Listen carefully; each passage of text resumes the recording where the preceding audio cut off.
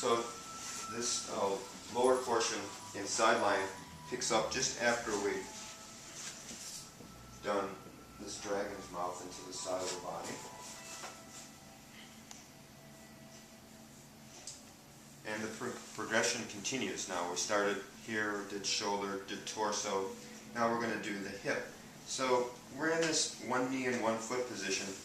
And what I'm going to ask you to do, continually lend support with your body. So you're going to bring this knee down and put it right up against the sacrum and bring this leg over. So now you've locked this leg in so it can receive compression into the hip. A lot of times if this foot isn't locking it in, when you compress, the body slides like that. And so it negates any good pressure here. So to keep the torso in alignment and for you to be able to compress into the hip, I'm going to ask you to do this. And also too, in this position you'll note that my center or my hara is right over the area that I'm going to be compressing.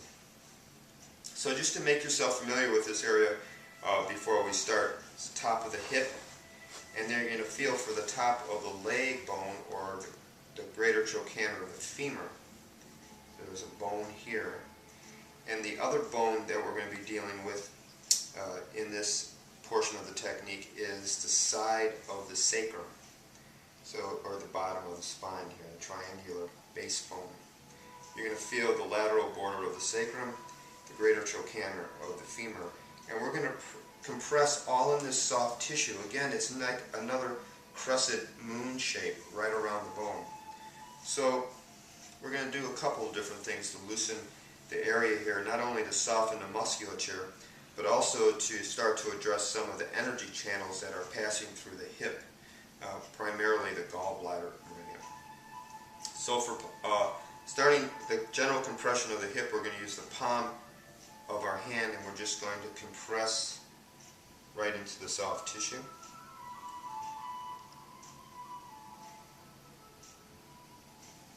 You'll notice that I'm pivoting. My fingers are resting right on the greater trochanter of the femur. So it's like a central point that I'm pivoting around. And if you do that, you'll find that the palm of your hand fits right into the soft tissue there in between the greater trochanter and the lateral border of the sacrum. So nice palmar compression all around. And then a little bit more specific compression, the same pattern, but we're going to do digital thumb compression, one thumb over the other. So you can just apply a little bit more specific pressure. Leaning in on the exhale, the premise is always the same. As you lean in, you're exhaling. And you'll notice I have relatively straight arms so that my weight transfers clearly without any resistance into the person you're working on. If you bend your arm, you create resistance and you're also using more muscle than body weight. So first palmar, then digital. And then I'd like you this evening to try this portion of your arm just to do a little bit deeper compression. Pressure's okay, is it? Mm-hmm.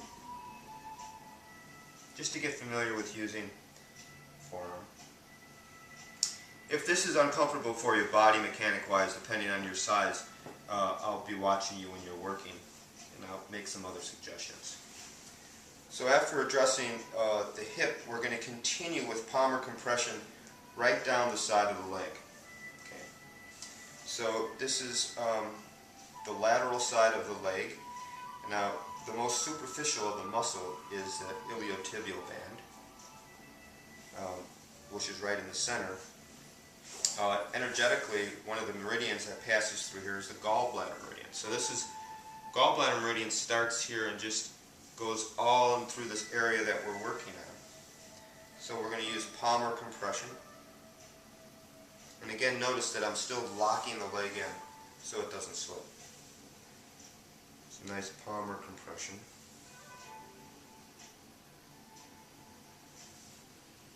And we're going to continue this palmar compression down the lower lateral compartment of the leg.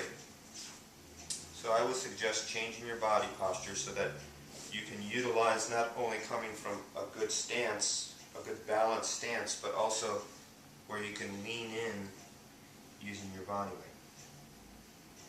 So here I'm using the palm of my hand to compress right into the side of the leg, just leaning in.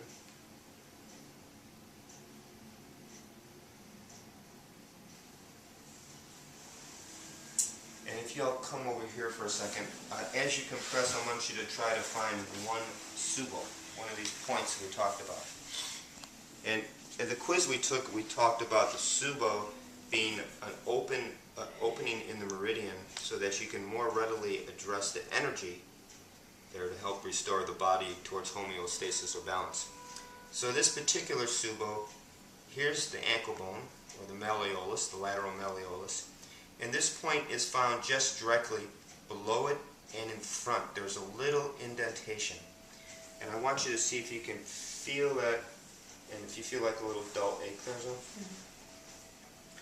That's where that is. And then just finish by doing some digital compression right out toe. Okay. And then to finish this up, we're going to compress from the foot up. So we're going to start with compression here on the foot. And in compressing the lower leg, we can use the palm of our hands again. And again, please notice that I keep the work in front of me and that my center is over my work as much as possible. So you're compressing up. Here's the knee. Just very light compression onto the knee as I move my body up. And then we're going to compress into the inside of their leg, the adductors. We can use palmar compression, and I want you to try all these three, and I'm going to show you. Palmar,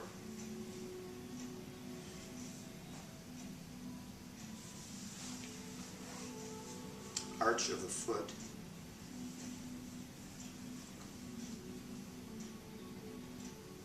and you don't want to start compression right on the knee or just directly above it because it's very sensitive here where the adductors attach here. You want to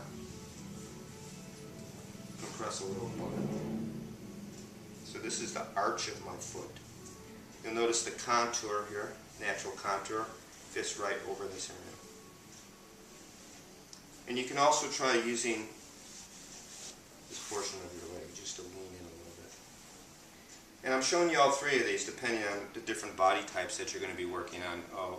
One is more applicable than the other. Notice I'm supporting here, right over the work.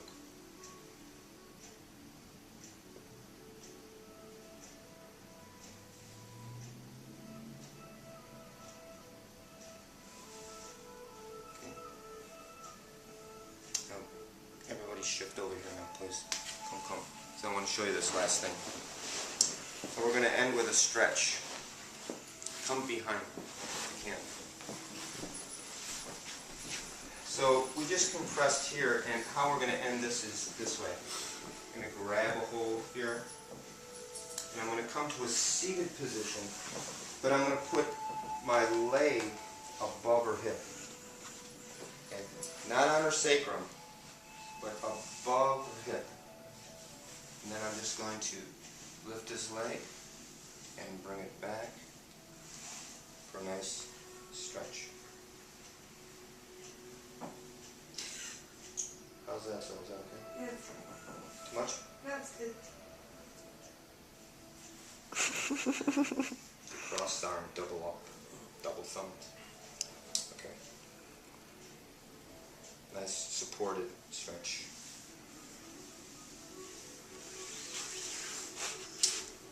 And maybe flip them over.